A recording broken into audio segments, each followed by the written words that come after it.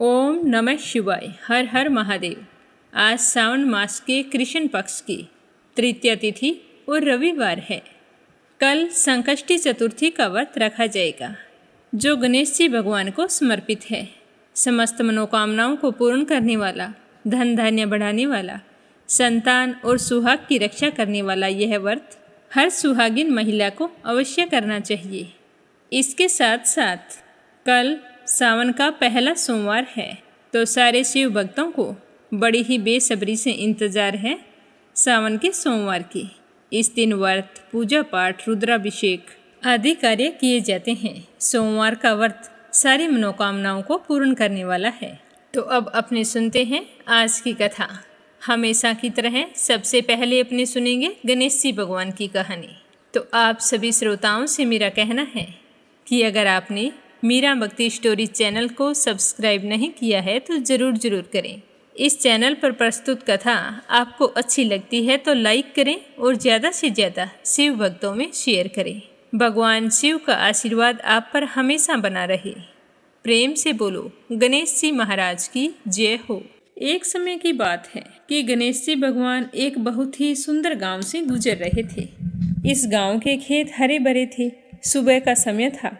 ठंडी हवा का आनंद लेते हुए गणेश जी मुश्क पर सवार होकर चले जा रहे थे। इतने में वो एक खेत से गुजरे जिसमें जौ की फसल खड़ी थी। तो गणेश जी ने एक जौ की बाली तोड़ ली।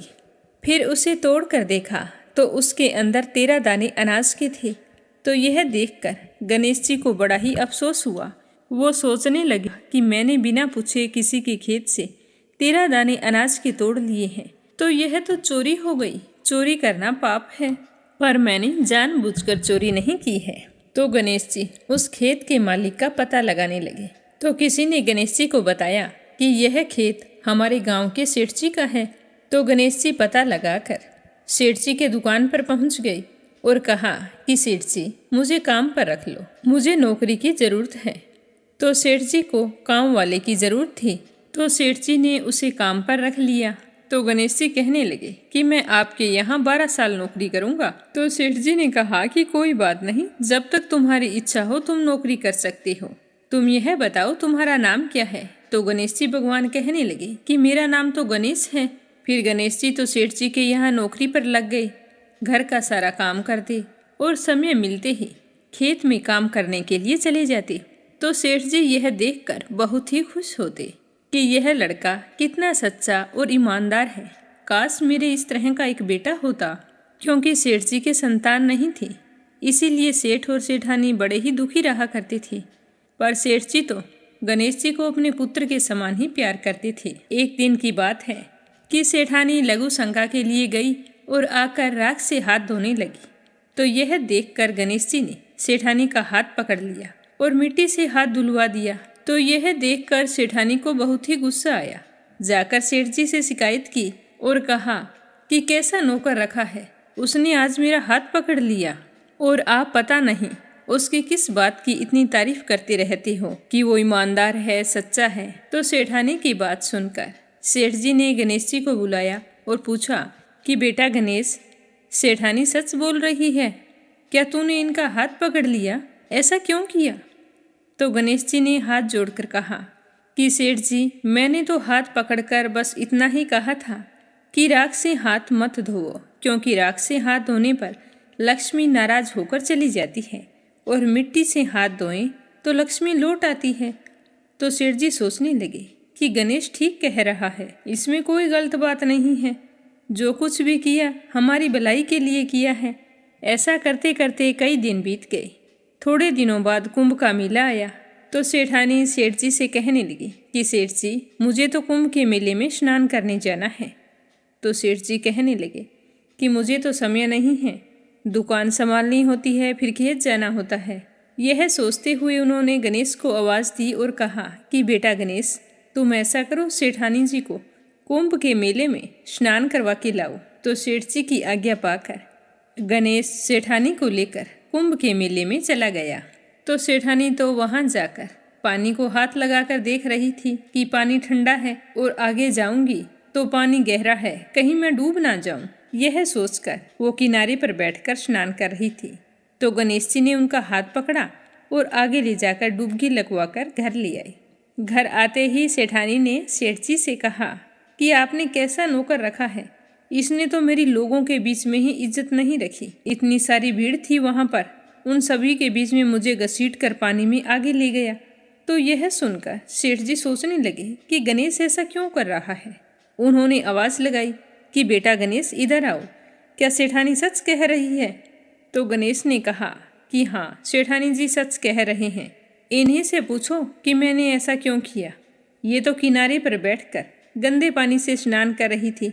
जब हम इतनी दूर से कुंभ के मेले में स्नान करने के लिए गए हैं तो कम से कम अच्छे पानी में जाकर डुबकी तो लगाओ। तो यह सुनकर सेठ जी फिर सोचने लगा कि गणेश जी सच कह रहा है। फिर सेठानी को समझा दिया, गणेश जी को कुछ नहीं कहा। ऐसा करते करते घर पर पूजा पाठ रखी। हवन हो रहा था तो सेठ जी ने गणेश जी से कहा कि जाओ सेठानी जी को बुला कर लाओ कि हवन शुरू होने वाला है। तो गणेश जी सेठानी को बुलाने के लिए गए तो सेठानी तैयार हो रही थी। चुनरी ओढ़कर जैसे ही गणेश जी के साथ चलने लगी तो गणेश जी ने चुनरी पकड़कर फाड़ दी और कहा कि लाल चुनरी ओढ़ कर आओ। तो सेठानी जी नाराज होकर सो गई। सेठ जी बार बार देखते रहे कि सेठानी आई नहीं, आखिर क्या बात है। काफ़ी देर इंतजार करने के बाद स्वयं हवन से खड़े हुए और अंदर आकर देखा तो सेठानी तो पलंग पर सोई पड़ी थी। तो सेठ जी ने कहा कि क्या बात है, मैंने गणेश को तुम्हें बुलाने के लिए भेजा था, कहाँ है वो, आया नहीं तुम्हारे पास? तो सेठानी रोते हुए कहने लगी कि सेठ जी आज तो हद हो गई, आपके गणेश ने मेरी चुनरी फाड़ दी है। अब भी तुम यही कहोगे कि गणेश ने यह भी सही किया है। तो यह सुनते ही सेठ जी को बहुत ही गुस्सा आया और गुस्से में गणेश जी को आवाज़ लगाई। तो सेठ जी की आवाज़ सुनकर गणेश जी दौड़े दौड़े आए और कहने लगे कि सेठ जी क्या बात है। तो सेठ जी गणेश जी को डांटने लगे और कहा कि गणेश तूने आज तो हद ही कर दी, अपनी सेठानी की चुनरी फाड़ दी, तुमने ऐसी हरकत क्यों की, मुझे बताओ। तो गणेश जी कहने लगे कि सेठ जी सेठानी जी काली चुनरी ओढ़कर हवन में बैठने वाली थी, तो काले वस्त्र कभी भी पूजा पाठ में नहीं पहने जाती, इसीलिए मैंने लाल चुनरी ओढ़ने के लिए कहा था। काला वस्त्र पहनने से कोई भी शुभ काम सफल नहीं होता। तो सेठ जी फिर सोचने लगे कि गणेश जी है तो समझदार। फिर सेठानी को समझा बुझाकर हवन के लिए ले गए। ऐसा करते करते कई महीनों बीत गए। गणेश जी की नौकरी के 12 वर्ष पूरे हो गए। तो एक दिन की बात है कि सेठ जी ने अपने घर पर गणेश भगवान की पूजा रखी। तो पूजा करने के लिए पंडित आया तो वह पूजा पाठ की सारी सामग्री तैयार करके कहने लगा कि सेठ जी मैं तो मूर्ति घर पर ही भूल आया हूँ, अब क्या करें।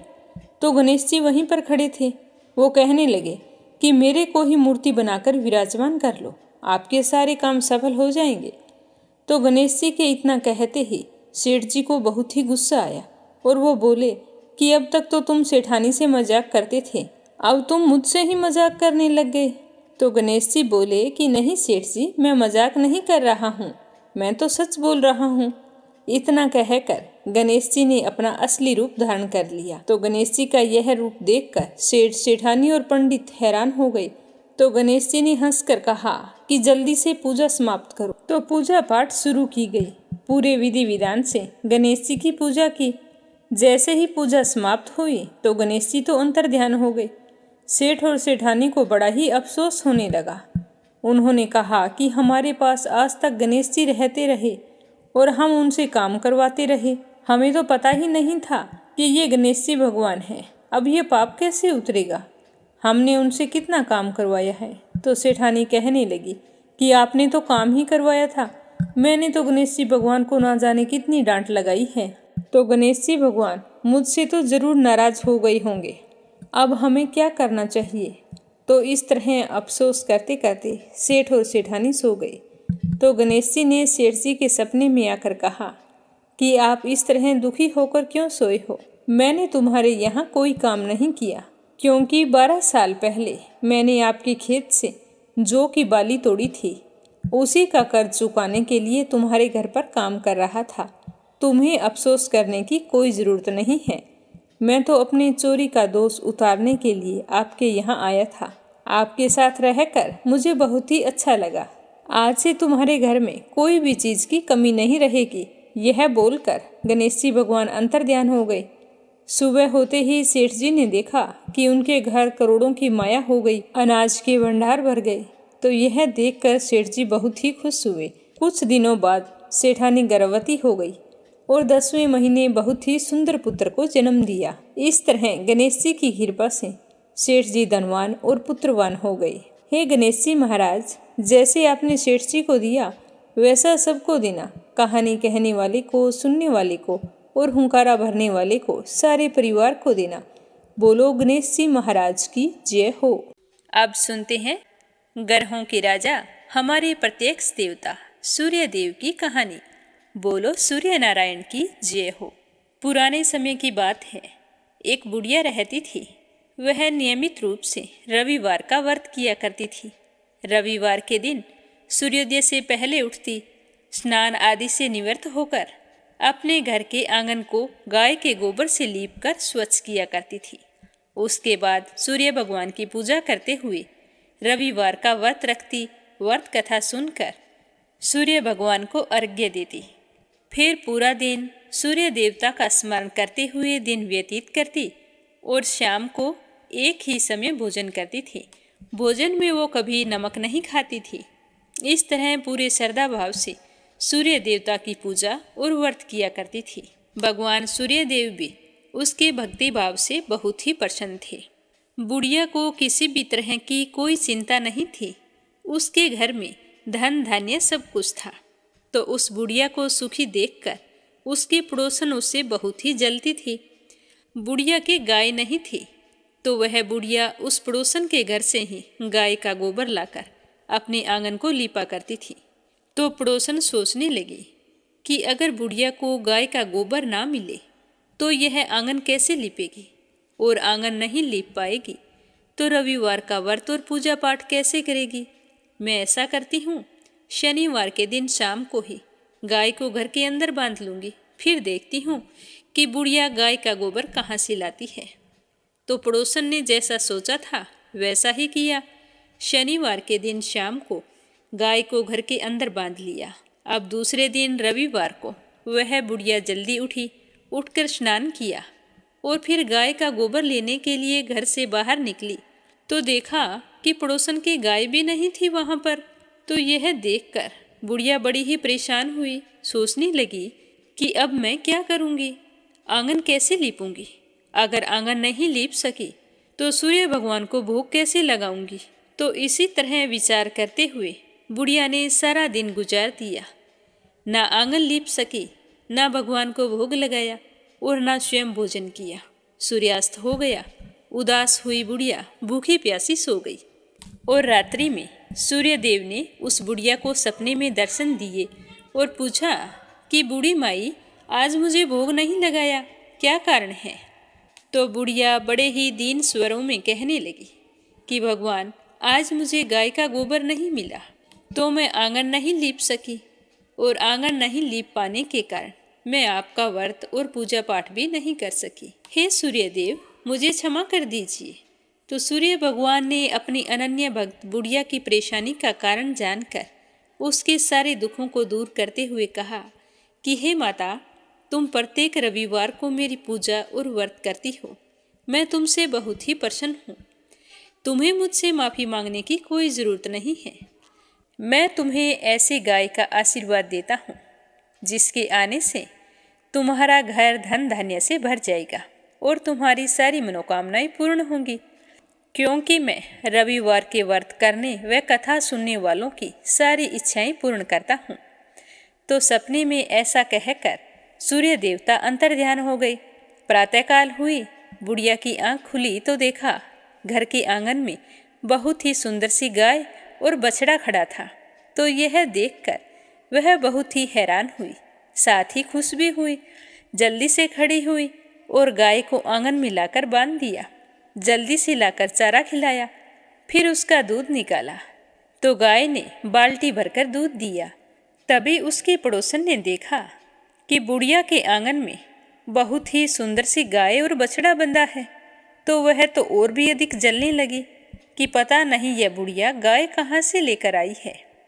तभी पड़ोसन ने देखा कि गाय ने तो सोने का गोबर किया है। तो सोने का गोबर देखकर पड़ोसन की आंखें तो फटी की फटी रह गई। अब पड़ोसन देखने लगी, बुढ़िया कहीं दिखाई नहीं दी।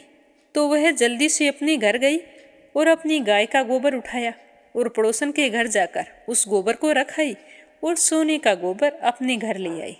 अब वह रोजाना ऐसा ही करने लगी। तो कुछ ही दिनों में पड़ोसन तो धनवान हो गई। गाय प्रतिदिन सूर्योदय से पूर्व जो गोबर करती वो सोने का किया करती थी और बुढ़िया के उठने से पहले ही पड़ोसन उस गोबर को उठाकर ले जाती थी। लेकिन बुढ़िया को सोने के गोबर के बारे में कुछ भी पता नहीं था। वह तो पहले की तरह ही पूरे श्रद्धा भाव से रविवार को भगवान सूर्यदेव का व्रत करती, कथा सुनती और घर के आंगन को गाय के गोबर से लीपकर स्वच्छ करती थी। लेकिन सूर्य भगवान को जब पड़ोसन की चालाकी का पता चला तो उन्होंने सोचा कि ये तो सही नहीं है, मुझे कुछ ना कुछ करना होगा। तो शनिवार के दिन सूर्य देव ने जोर की आंधी चलाई। तो आंधी का प्रकोप देखकर बुढ़िया ने सोचा कि बछड़ा अभी छोटा है, ऐसा करती हूँ गाय और बछड़े को कमरे के अंदर बांध लेती हूँ। तो बुढ़िया ने गाय और बछड़े को अपने कमरे में बांध लिया और फिर सो गई। सुबह उठकर देखा कि गाय ने सोने का गोबर किया है। तो उसे देखकर बहुत ही आश्चर्य हुआ और सोचने लगी कि गाय रोजाना तो सोने का गोबर नहीं करती। फिर उसे समझ में आ गया कि जरूर गोबर तो सोने का करती है, पड़ोसन उठाकर ले जाती होगी, तभी तो गाय मेरे घर पर आई है और धनवान वो हो गई है। अब बूढ़ी माई गाय को रोजाना अपने घर के अंदर बांधने लगी। अब पड़ोसन को सोने का गोबर नहीं मिलता। अब बुढ़िया तो थोड़े से ही दिनों में धनवान हो गई और परदेश गया हुआ बुढ़िया का बेटा भी वापिस आ गया। तो अपने बेटे को वापिस आया देखकर बुढ़िया माई बहुत ही खुश हुई, सूर्य भगवान का धन्यवाद करने लगी और अपने बेटे को सूर्य देव के चमत्कार के बारे में बताया। तो जानकर उसका बेटा भी बहुत ही खुश हुआ। फिर उसके बेटे ने बहुत ही सुंदर सा मकान बना लिया और उसमें माँ बेटे बहुत ही खुशी खुशी रहने लगे। थोड़े दिनों बाद बुढ़िया ने अपने बेटे का विवाह भी कर दिया। अब इतनी खुशी देखकर उसकी पड़ोसन तो और भी ज़्यादा जल भुन गई। वह सोचने लगी कि किस तरह बुढ़िया को परेशान करूं जिससे उसकी सारी खुशियां खत्म हो जाए। मैं इसे सुखी नहीं देख सकती।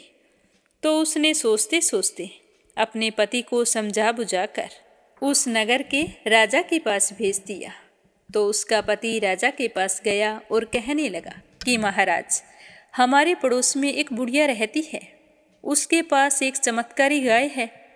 वह रोजाना सूर्योदय होने से पहले सोने का गोबर करती है। तो मैं चाहता हूँ कि ऐसी सोने का गोबर देने वाली गाय तो राजमहल में होनी चाहिए। उस बुढ़िया के पास ऐसी गाय का क्या काम है? तो सुनकर राजा को भी बड़ी हैरानी हुई और राजा ने तुरंत अपने सैनिकों को भेजकर कहा कि तुम जाओ और उस बुढ़िया के पास से वो गाय लेकर आओ। तो राजा का आदेश पाकर सैनिक बुढ़िया के घर गए।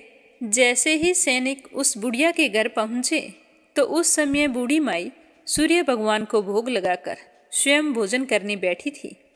तो राजा के सैनिकों ने कहा कि बूढ़ी माई, तुम्हारी यह गाय हम राजमहल में लेकर जा रहे हैं, राजा का आदेश है।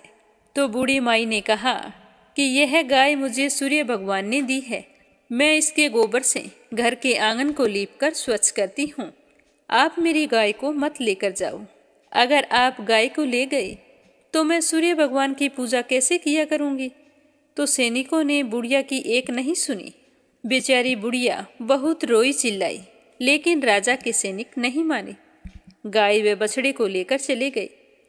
गाय के चले जाने के बाद में वह बुढ़िया बहुत ही दुखी हुई। उस दिन उसने कुछ नहीं खाया। अपनी माँ को उदास देखकर उसका बेटा कहने लगा कि माँ, तुम इस तरह उदास मत हो, तुम भोजन कर लो, बीमार पड़ जाओगी।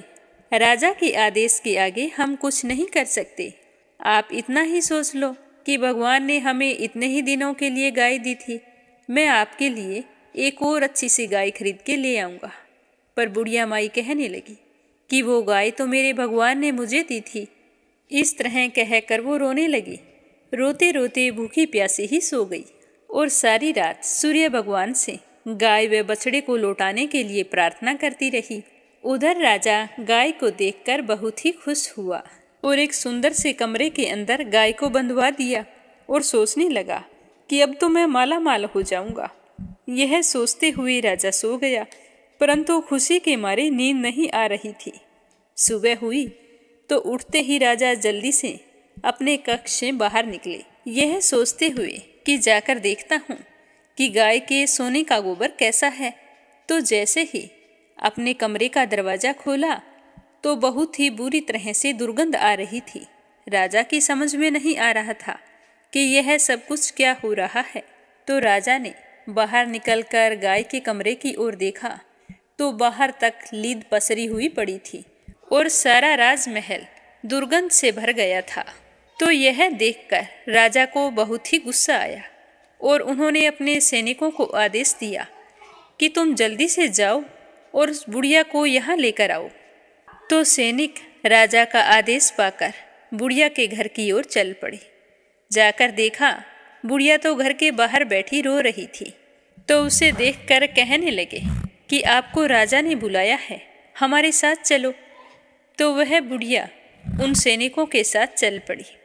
जैसे ही राज दरबार में पहुंची तो हाथ जोड़कर राजा को प्रणाम किया और आंसू बहाती रही। तो राजा ने पूछा कि हे बुढ़िया, मैंने तो सुना था कि यह गाय तुम्हारे घर सोने का गोबर किया करती थी, क्या तुम जादू टोने करती हो? तो वह बुढ़िया कहने लगी कि नहीं महाराज, मैं ऐसा कुछ नहीं करती हूँ। मैं तो सूर्य देव का व्रत रखती हूँ और उन्हीं की पूजा पाठ करती हूँ। मेरे पास गाय नहीं थी तो मैं पड़ोसन की गाय का गोबर ले जाकर अपने घर का आंगन लीपती थी और फिर सूर्य देव की पूजा करती थी।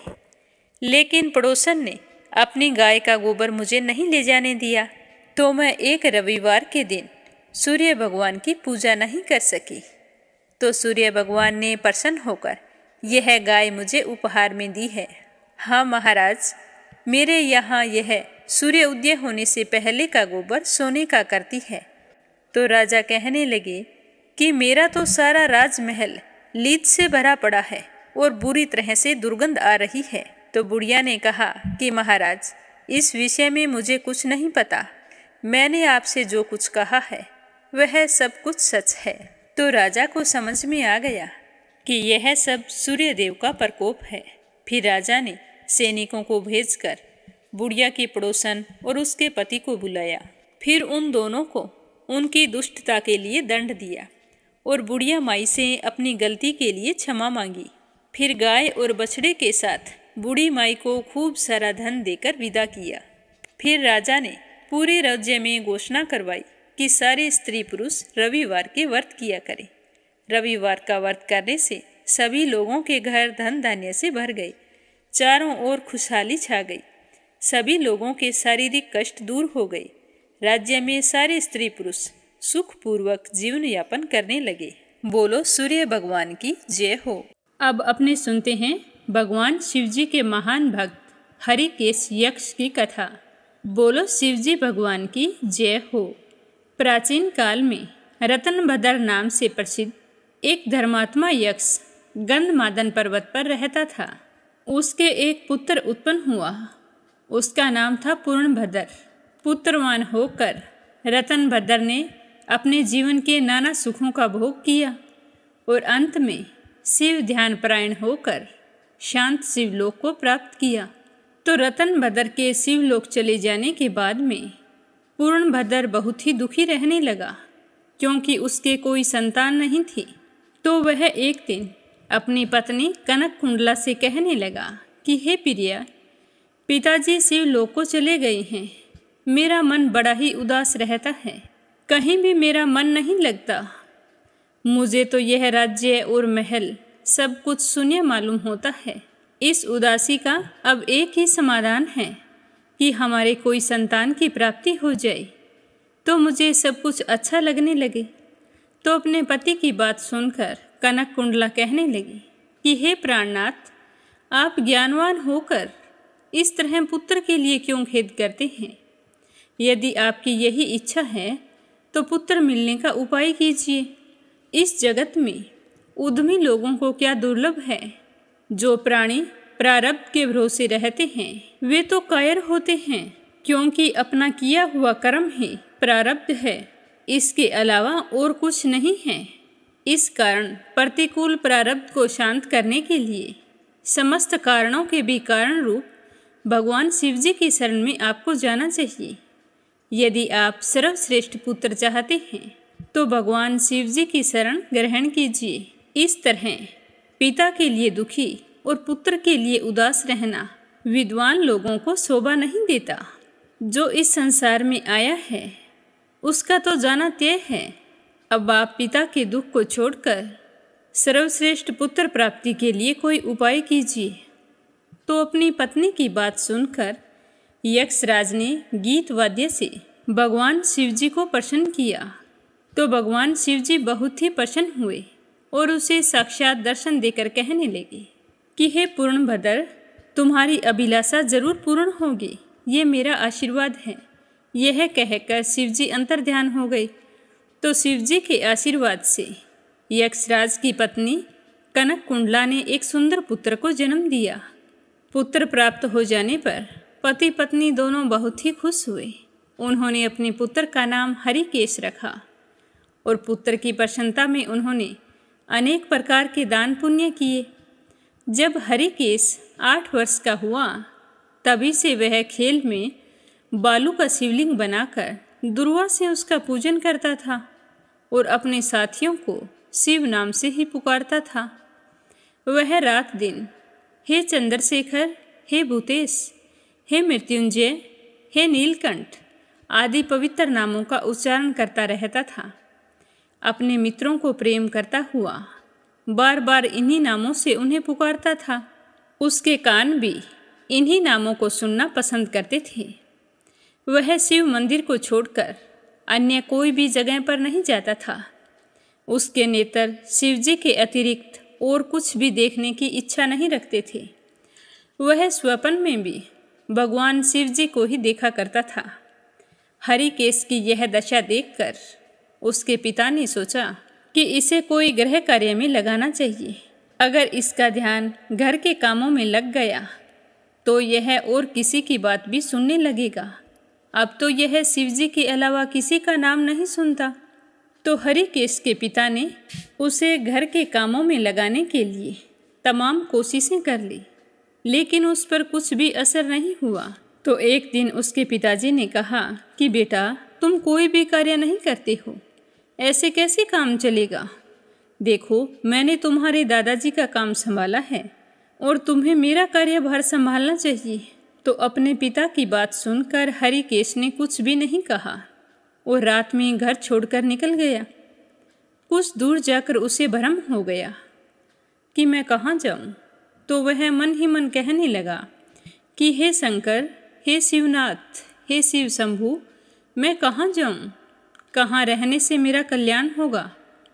यह सोचकर उसने अपने मन में विचार किया कि जिसका कहीं भी ठिकाना नहीं है उसका काशीपुरी ही आधार है। तो इस प्रकार का निश्चय करके वह काशीपुरी को चला गया। उस क्षेत्र में पांच भौतिक देह त्याग कर प्राणों का शिव की प्रसन्नता से फिर देह से संबंध नहीं रहता, उसी आनंद वन में जाकर वह तप करने लगा। कुछ समय बाद भगवान शिव जी ने पार्वती को अपना विहार वन दिखाया।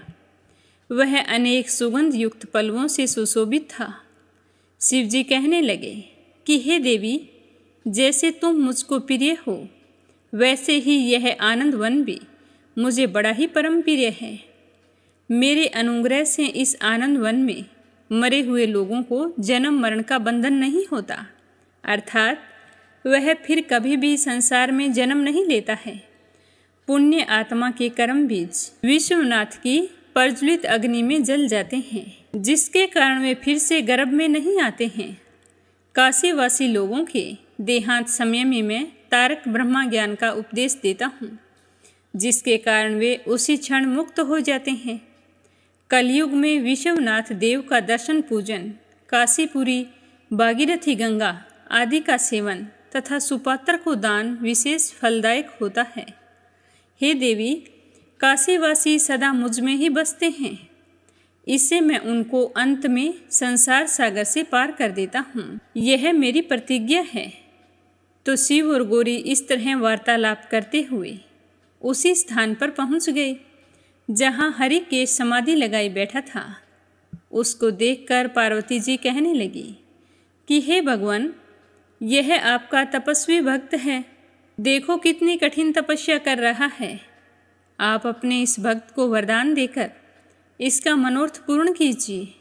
इसका चित्त तो केवल आप में ही लगा है और इसका जीवन भी आपके ही अधीन है। पार्वती की बात सुनकर भगवान शिव उसके पास गए और उन्होंने समाधि में स्थित उस ऋषिकेश को हाथ से स्पर्श किया। तो जैसे ही शिवजी ने स्पर्श किया तो उनका स्पर्श पाकर यक्ष ने आंखें खोलकर अपने सामने प्रत्यक्ष भगवान को देखा तो वह बहुत ही प्रसन्न हुआ। फिर गदगद स्वर में यक्ष ने कहा कि हे शिव शंभु, हे पार्वती पते, हे शंकर, आपकी जय हो। आपके कर कमलों का स्पर्श पाकर मेरा यह शरीर अमृत रूपी हो गया है। इस प्रकार प्रिय वचन सुनकर भगवान शिवजी कहने लगे कि हे यक्ष, इसी क्षण मेरे वर से मेरे क्षेत्र के दंडनायक बन जाओगे। आज से तुम दुष्टों के दंडदायक और पुण्यवानों के सहायक बनो और दंडपाणि नाम से विख्यात होकर सब गणों का नियंत्रण करो।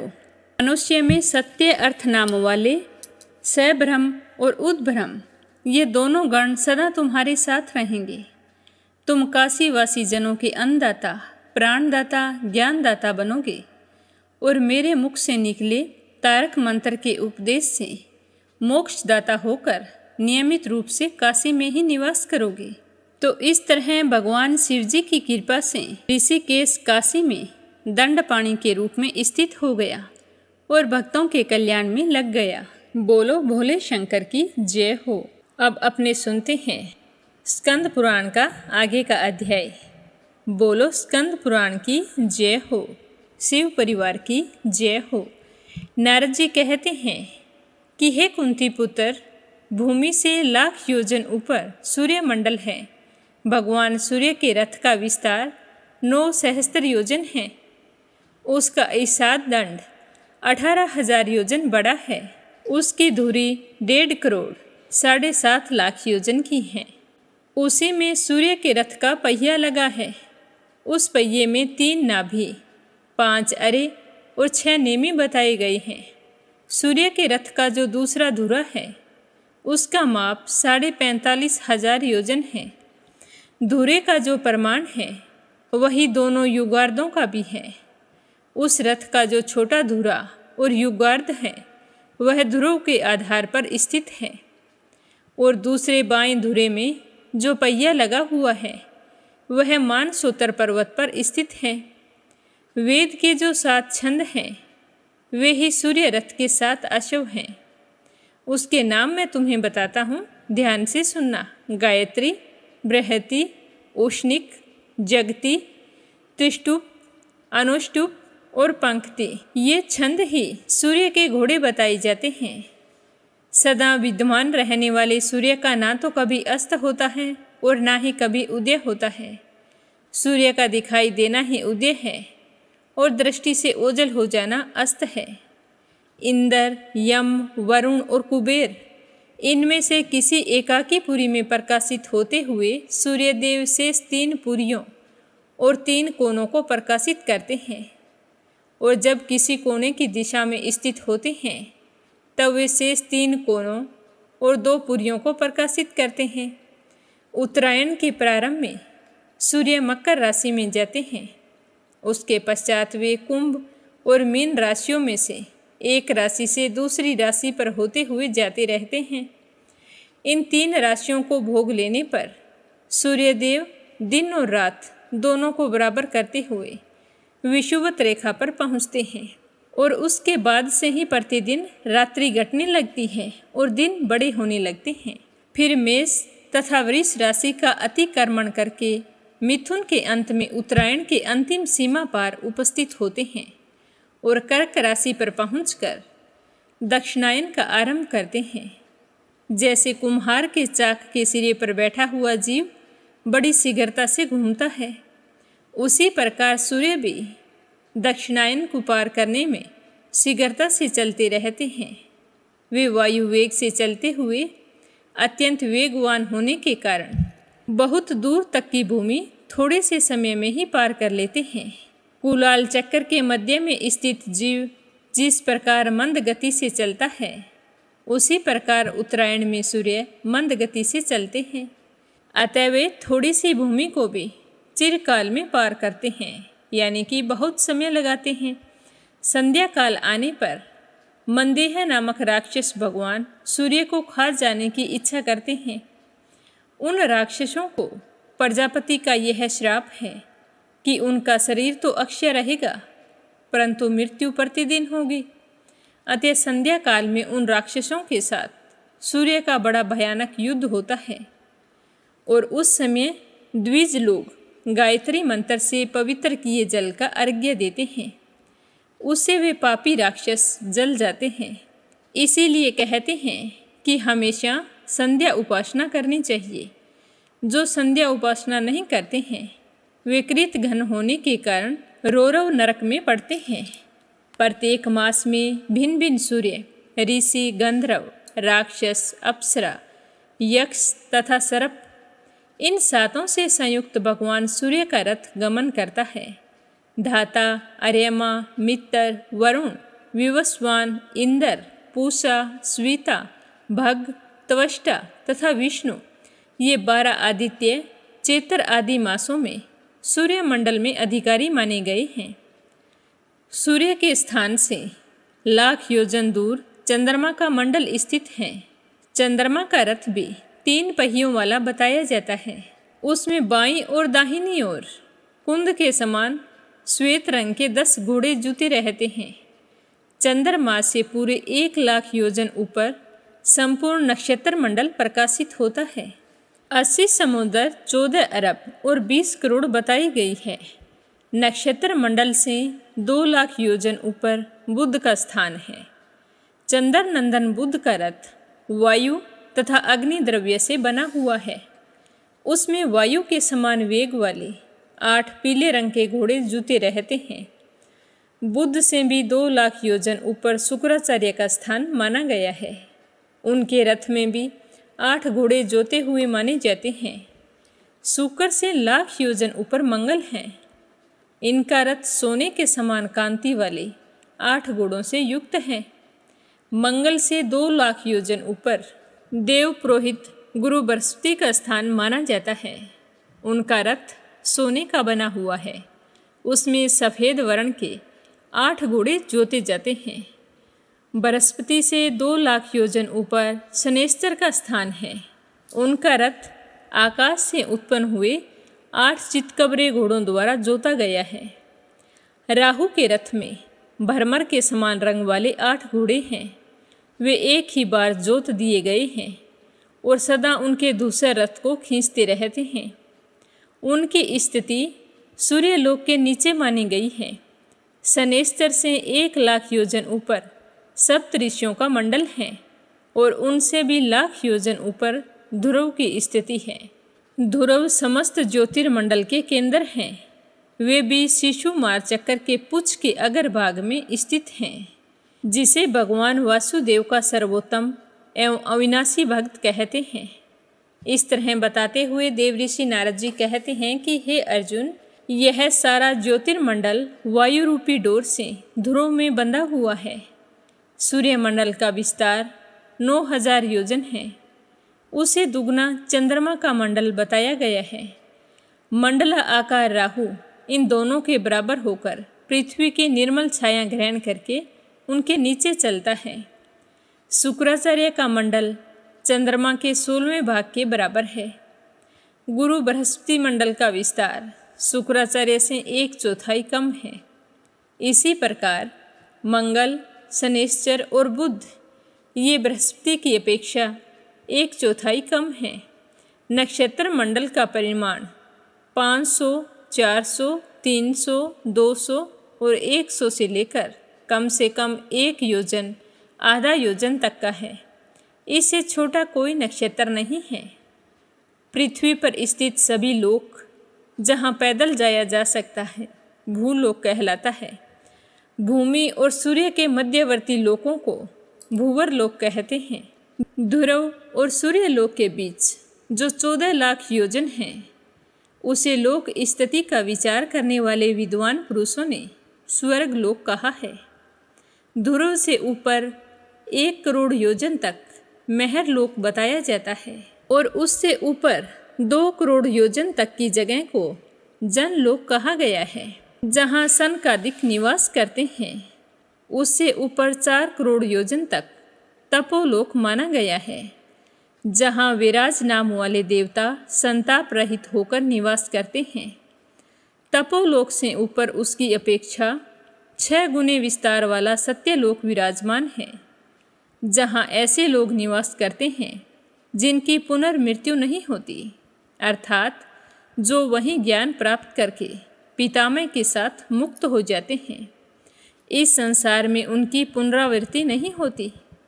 सत्यलोक ही ब्रह्मलोक माना गया है और उसके ऊपर 18 करोड़ 25 लाख योजन परम कल्याण में धाम प्रकाशित होता है। उसकी कहीं उपमा नहीं है, वह सर्वोपरि विराजमान है। भूलोक, भूरवलोक और स्वर्लोक इन तीनों को त्रिलोक्य कहते हैं। यह त्रिलोक्य कृतक अनित्य लोक है। जनलोक, तपोलोक तथा सत्यलोक ये तीनों नित्य लोक हैं। नित्य और अनित्य लोकों के मध्य में महर लोक की स्थिति मानी गई है। कल्प के अंत में जब महाप्रलय होता है उस समय त्रिलोकी सर्वथा नष्ट हो जाती है। महर लोक जन शून्य हो जाता है, परंतु उसका अत्यंत विनाश नहीं होता। ये पुण्य कर्मों द्वारा प्राप्त होने वाले 7 लोक बताए गए हैं। वेद आदि शास्त्रों में कहे हुए यज्ञ, दान, जप, होम, तीर्थ और व्रत समुदाय तथा अन्य साधनों से पूर्वोक्त 7 लोक साध्य माने गए हैं। इन सब से ऊपर ब्रह्मांड के शीर्ष भाग से शीतल कल्याणमय जलधारा के रूप में श्री गंगा जी उतरती है और समस्त लोकों को अपलावित करके मेरु पर्वत पर आती है। वहाँ से क्रमशः संपूर्ण भूतल और पाताल लोक में प्रवेश करती है। ब्रह्मांड के शिखर पर स्थित हुई गंगा देवी सदैव उसके द्वार पर निवास करती है। कोटि कोटि देवियों और पिंगल नामक रुद्र से घिरी हुई महान बल और पराक्रम से संपन्न श्री गंगा देवी सदा ब्रह्मांड की रक्षा तथा दुष्ट गणों का संहार करती है। इस तरह बताते हुए देव ऋषि नारद जी कहते हैं कि हे अर्जुन, वायु की 7 शाखाएं हैं। उनकी स्थिति जिस प्रकार है वह मैं बतलाता हूँ, तुम ध्यान से सुनना। पृथ्वी को लांघकर मेघमंडल पर्यंत जो वायु स्थित है उसका नाम प्रवाह है, जो अत्यंत शक्तिमान है और वही बादलों को उड़ाकर इधर उधर ले जाता है। धूप तथा गर्मी से उत्पन्न होने वाले मेघों को वह प्रवाह वायु ही समुद्र जल से परिपूर्ण करती है, जिससे वे मेघ काली घटा के रूप में बदलकर खूब वर्षा करते हैं। वायु की दूसरी शाखा का नाम है आव है, जो सूर्यमंडल में बंधा हुआ है। उसी के द्वारा ध्रुव से आबद्ध होकर सूर्यमंडल घुमाया जाता है। तीसरी शाखा का नाम है उद्वह, जो चंद्रलोक में प्रतिष्ठित है। इसी के द्वारा ध्रुव से संबद्ध होकर यह चंद्रमंडल घुमाया जाता है। चौथी शाखा का नाम है संवह, जो नक्षत्र मंडल में स्थित है। उसी के द्वारा वायुमयी डोरियों से ध्रुव में आबद्ध होकर संपूर्ण नक्षत्र मंडल घूमता रहता है। पांचवी शाखा का नाम है विवह, वह ग्रह मंडल में स्थित है। उसी के द्वारा यह ग्रह चक्कर ध्रुव से संबंध होकर घूमता रहता है। वायु की छठी शाखा का नाम है परिवह, जो सप्तऋषि मंडल में स्थित है। इसी के द्वारा ध्रुव से संबंध हो सप्तऋषि आकाश में भ्रमण करते हैं। वायु के 7वें स्कंद का नाम है परावह, जो ध्रुव में आबद्ध है। उसी के द्वारा ध्रुव चक्र तथा अन्य मंडल दृढ़तापूर्वक एक स्थान पर स्थापित है। ध्रुव से ऊपर जो स्थान है वहाँ ना तो सूर्य प्रकाशित होते हैं और ना ही नक्षत्र होते हैं और ना ही तारे उदय होते हैं। वहाँ के लोग अपने ही तेज और अपनी ही शक्ति से सदा स्थिर रहते हैं। हे अर्जुन, इस प्रकार मैंने उद्धव लोकों का वर्णन किया है।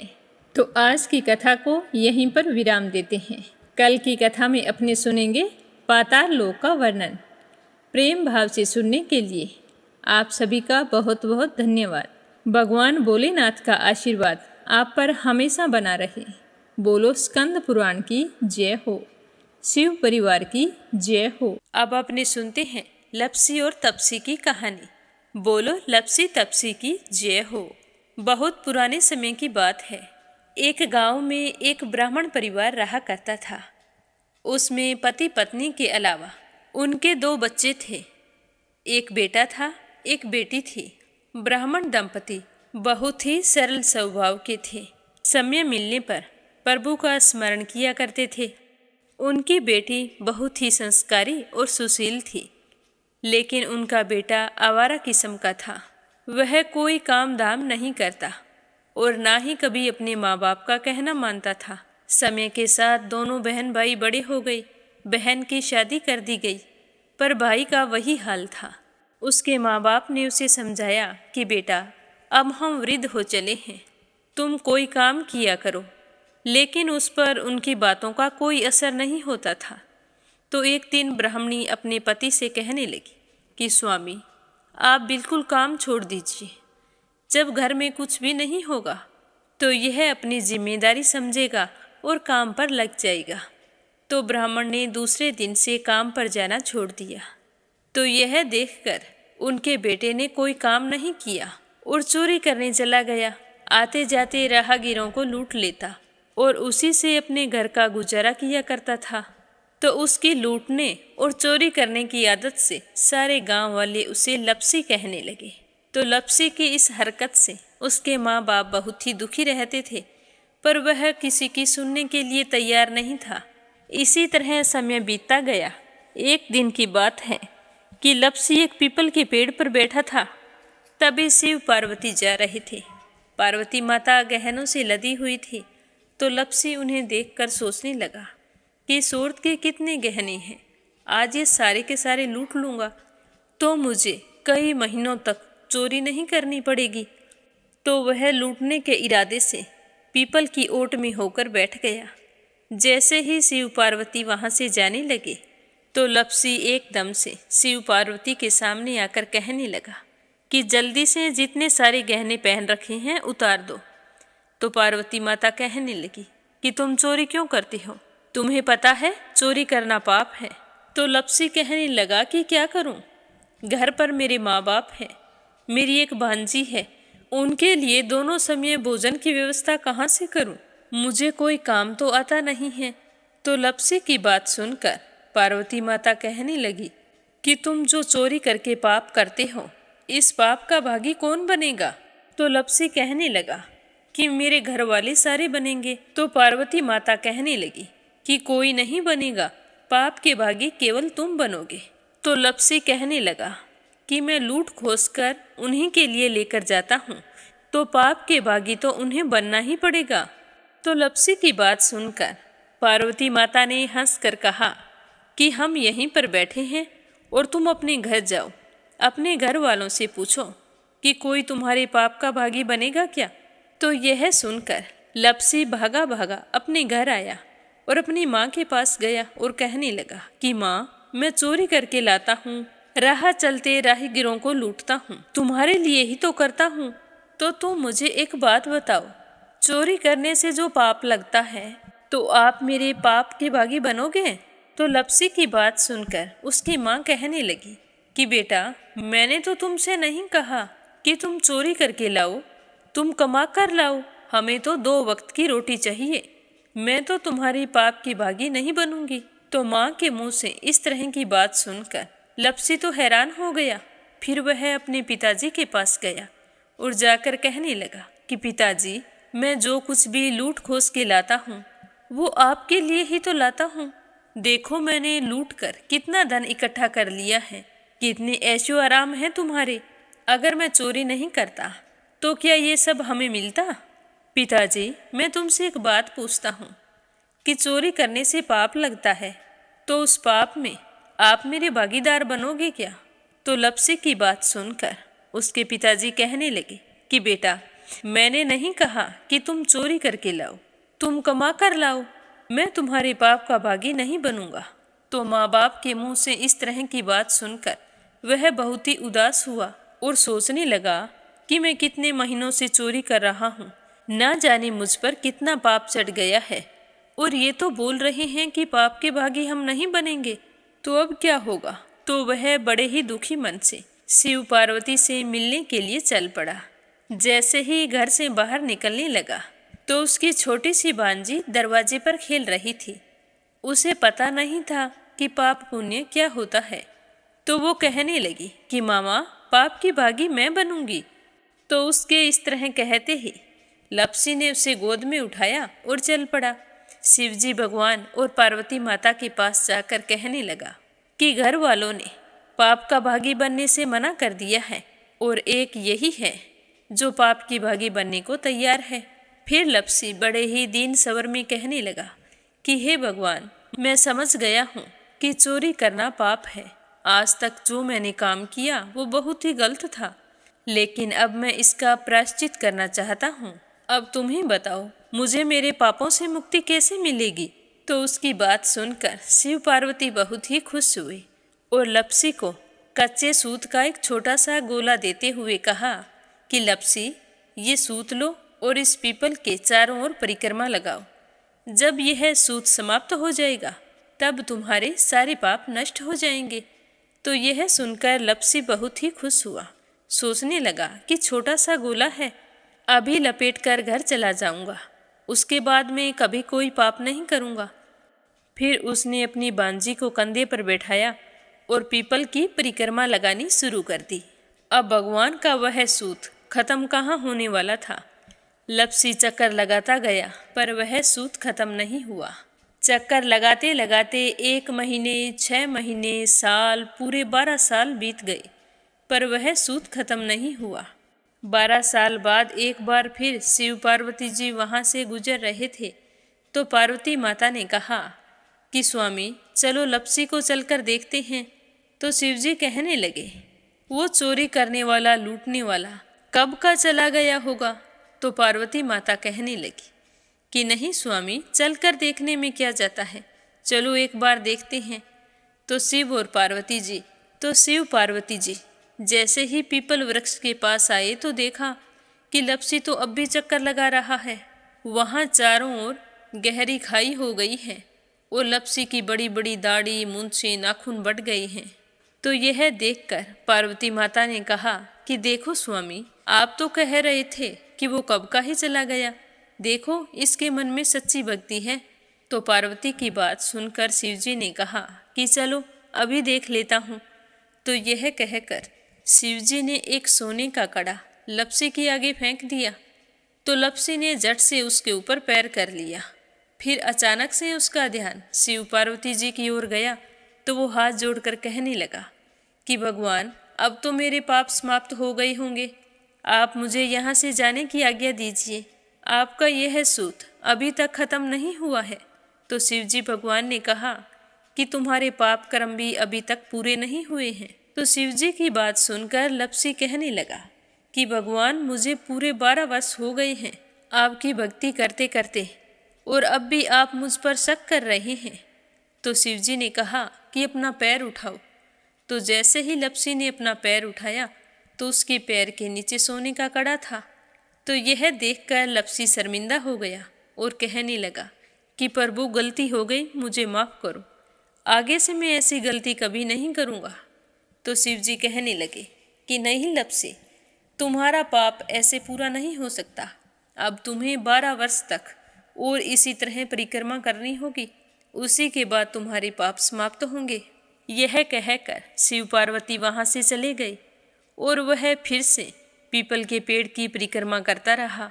करते करते 12 साल बीत गए। 12 साल बाद में शिव पार्वती जी वहाँ पर आए तो उन्होंने देखा कि आज भी वो वहीं पर चक्कर लगा रहा है। तो शिव जी ने फिर उसके सामने सोने की अंगूठी फेंकी, पर उसने कोई ध्यान नहीं दिया। तो शिव जी भगवान प्रसन्न होकर कहने लगे कि हे लपसी, आज से तुम मेरी तपस्या करके तपसी बन गए हो।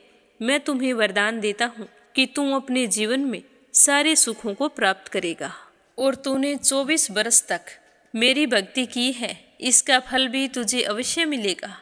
जो भी औरत गाय और कुत्ते की रोटी नहीं बनाएगी, उसका पुण्य फल तुम्हें मिलेगा।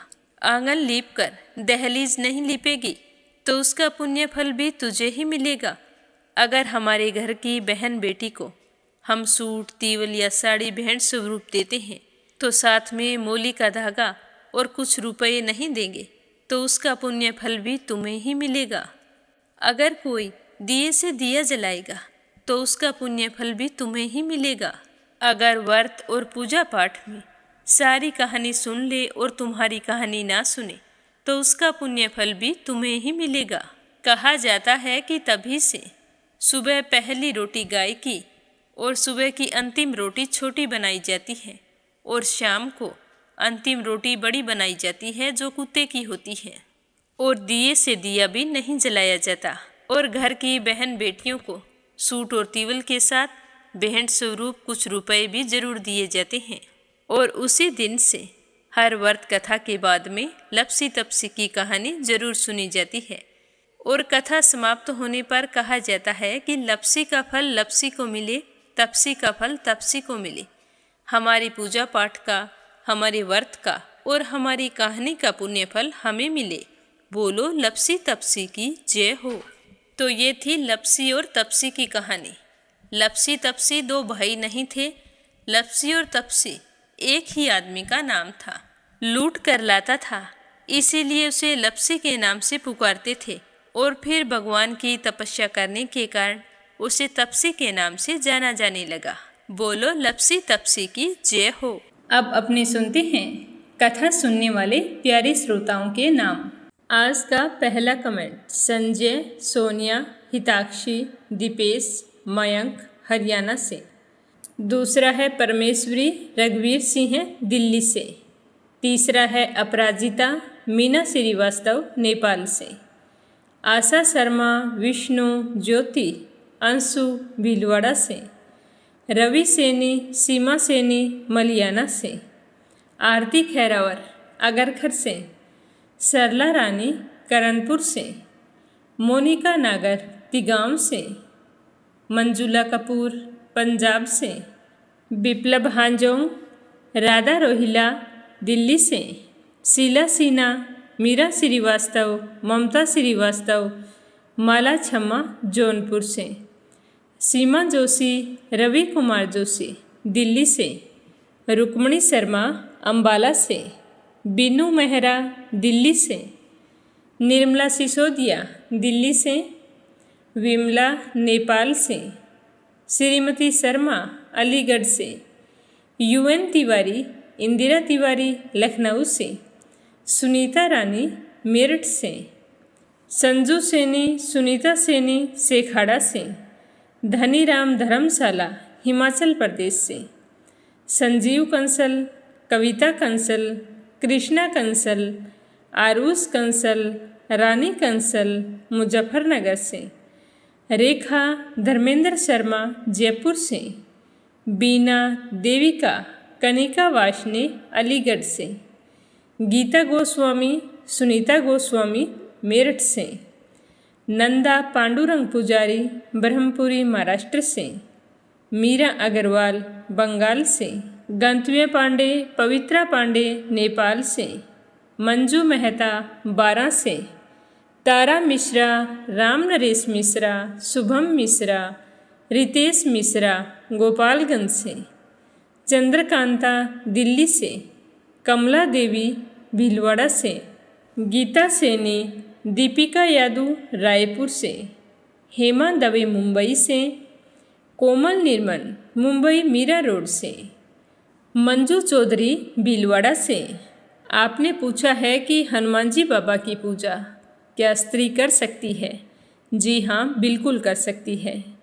लेकिन महिला को कभी भी हनुमान जी बाबा की मूर्ति के हाथ नहीं लगाना चाहिए, सिर्फ माथे में तिलक कर सकते हैं। अगर आपके घर में हनुमान जी बाबा की मूर्ति है तो आप उसे उठाकर इधर उधर नहीं रख सकते, क्योंकि हनुमान जी बाबा बाल ब्रह्मचारी हैं और वो एक स्त्री के हाथ लगाने से नाराज हो जाते हैं। इसीलिए इस बात का ध्यान रखते हुए हमें हनुमान जी बाबा की पूजा करनी चाहिए। अगर मूर्ति को साफ करना हो तो यह आप अपने पति या बच्चों से करवा सकते हैं। मनोकामना पूर्ति के लिए हनुमान जी बाबा के चरणों में चमेली का तेल चढ़ाएं मंगलवार और शनिवार के दिन, और माथे में सिंदूर से तिलक करें तो हमारी कोई भी मनोकामना हो वह अवश्य पूर्ण होती है। अगला कमेंट है शोभा कुंवर पुरोहित अहमदाबाद से, किरण पानीपत से, श्रीमती यशोदा उड़ीसा से, सरोज अग्रवाल जबलपुर से, रजनी बड़ोला उत्तराखंड से, बीना सक्सेना भरतपुर से, रामवती देवी जगवीर सिंह, रवि कुमार, राहुल कुमार, अनुज कुमार, रुद्र कुमार, ज्योति, वंदना, भावना, आराध्या, आन्या, अविका, तोलू मोलू मेरठ से, सीमा गोयल, सतपाल गोयल पानीपत से, सुनीता गोयल उत्तराखंड से, नीलम जायसवाल हैदराबाद से, रीता श्रीवास्तव कुशीनगर से, क्षमा परतुल वडोदरा से, उषा जांगीड़ सोजत सिटी से, श्रीमती कमलेश जबलपुर से, वीणा कालड़ा आगरा से, शांताबेन वाघेला गुजरात के मंडल से, कमलेश भल्ला जम्मू से, सुनीता गोस्वामी गीता गोस्वामी मेरठ से, गीता सैनी करनाल से, रितु मिश्रा गाजियाबाद से, वीना रस्तोगी हरियाणा से, सुदेश नागपाल करनाल से, देवी सिंह कार्तिक, पायल, सौम्या, उमा रघुवंशी गजबा सौदा से, क्रांति पटेल दमोह से, पूजा पाठक उत्तराखंड देहरादून कोशानी से, शकुंतला पंगल भिवानी से, सावित्री ईश्वरलाल रामचंदानी गाजियाबाद से, निर्मला पांचाल करनाल से, कुसुम लता दिल्ली बहादुर भंडारी, सरिता भंडारी, नम्रता भंडारी, सूरज भंडारी नेपाल से, निकिता सेजवानी अहमदाबाद से, पुष्पा पटेल, हिमांशु, ब्रिजेश, दिशु, यानिक, जानकी, पराग लंदन से, रमेश चंद्र दिल्ली से, सीताराम जायसवाल, शकुंतला जायसवाल वाराणसी से, शोभा चौहान उत्तराखंड से, सुमन साहा उत्तराखंड से, अशोक कुमार जी भटनागर भोपाल मध्य प्रदेश से, कमलेश लाल रुड़की से, जयश्री पवार गोरखनाथ पवार महाराष्ट्र से, राधा अरोड़ा फरीदाबाद से, जयश्री पवार गोरखनाथ पवार महाराष्ट्र से, लता सिंह, आपने कहा है कि 16 सोमवार व्रत में पंजीरी बनाई जाती है, तो ये बहुत अच्छी बात है। हर जगह अलग अलग रीति रिवाज होते हैं और जैसी हमारी परंपरा है हमें उसी के अनुसार व्रत रखना चाहिए।